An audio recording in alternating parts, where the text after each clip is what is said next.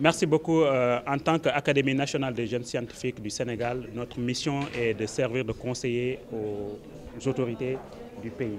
Et en plus de cela, nous devons participer également à la formation des jeunes scientifiques du Sénégal. C'est dans ce contexte qu'on a jugé nécessaire d'organiser un atelier de 2 jours sur le service à la communauté et également renforcer la capacité des scientifiques sur le plan de développement personnel. Les objectifs fixés dans cet atelier, c'est d'outiller les participants à la mission au service de la communauté. Parce que toutes les activités qu'on mène au niveau des universités, au niveau des centres de recherche, au niveau des instituts d'enseignement supérieur, doivent être transformées en politique. C'est dans ce contexte qu'on a jugé nécessaire de renforcer la capacité des scientifiques sur le service de la communauté.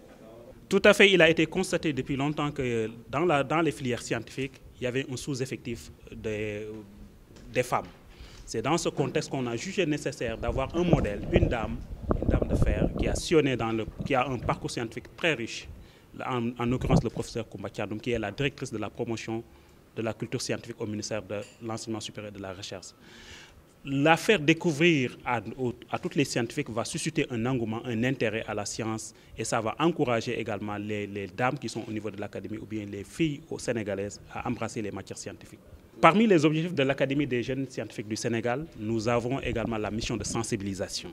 Nous organisons des ateliers de sensibilisation au niveau des collèges, au niveau des lycées et également des ateliers de démonstration de la science dans ces différents espaces d'enseignement. C'est ça qui va aider les jeunes filles à aimer la science en leur disant que c'est possible. Présenter une marraine dame, c'est rendre la science possible, c'est rendre la science facile pour dire que vraiment la science est possible aussi bien pour les hommes que pour les femmes. Vous avez tout à fait raison, il a été constaté que, comme on l'a dit, l'université a été considérée comme le temple du savoir et déconnectée à la société. Mais depuis longtemps, depuis ces dernières années, le gouvernement sénégalais a inscrit le service à la communauté parmi les missions des universitaires. Donc, même pour l'avancement des universitaires, il y a un élément clé, il faut demander aux universitaires qu'est-ce qu'ils ont apporté à la société. Ceci va pousser les universitaires à mener leurs recherches sur les priorités de la société, sur les priorités maintenant de la population.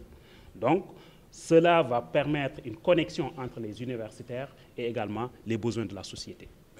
Évidemment, dans nos laboratoires, il y a beaucoup de thèses et de recherches qui sont axées sur les problématiques de la société.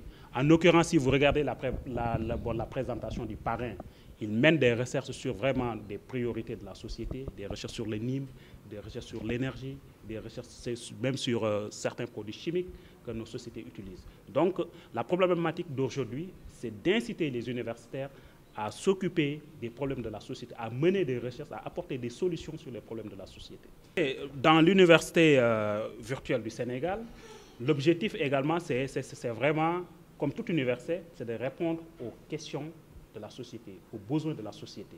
C'est dans ce contexte que cette université virtuelle a été mise en place pour vraiment essayer également de participer à répondre aux questions de la société.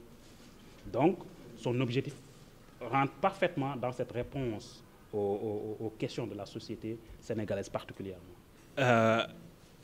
Ça, c'est une question extrêmement pertinente. Étant membre de l'Académie des sciences du Sénégal, particulièrement le président, donc j'allais dire que c'est des problèmes techniques qui arrivent, mais je suis persuadé que ça va être résolu. Je ne peux pas être, j'allais dire, vous donner des solutions à ça, étant donné que je ne suis pas membre de l'UVS, mais tout ce que je vais vous dire, cette université est classée comme étant la 2e université en termes d'effectifs et le réseau de connexion est en train d'être amélioré. Certainement, dans les années à venir, ces problèmes vont être résolus et ça va jouer un rôle important également dans l'éducation sénégalaise.